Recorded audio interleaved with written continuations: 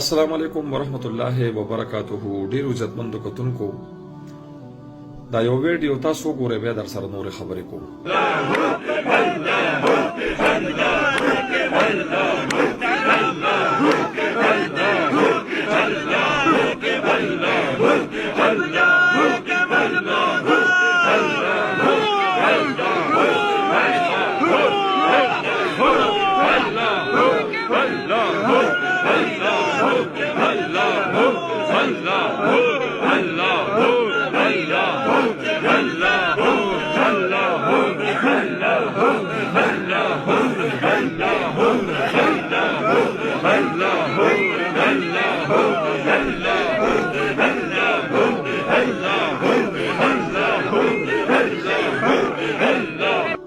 جی قدرمنو کتونکو، څنګه چې تاسو دا ویډیو کتا نو تاسو به عموما کتلی چې زمونږ کله مړی وشي نو مونږ ډېر په احترام سره او ډېر په خفګان سره او ډېر په خوف سره لاړ شو په مقبره کې هغه خپل مړی خښ کو او هغه ته دعا وکړو رازو ته.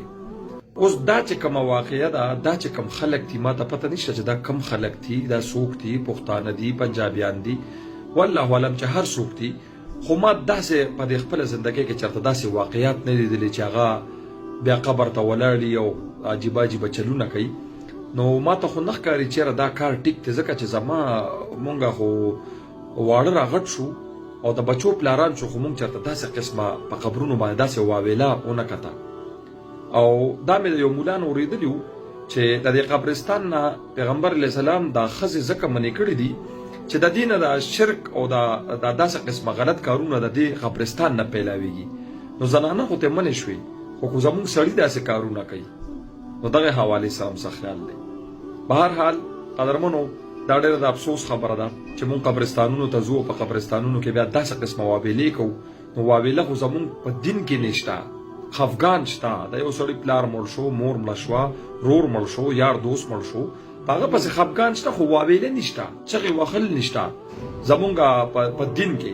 او دا تاسو چې کوم دنو، دا تاسو ګورئ چې دا خلک عجیبه قسمه حرکتونه کوي، عجیبه قسمه واویلې کوي.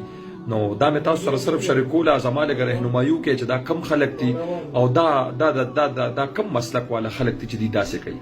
یو جهان مننه، د الله په امان.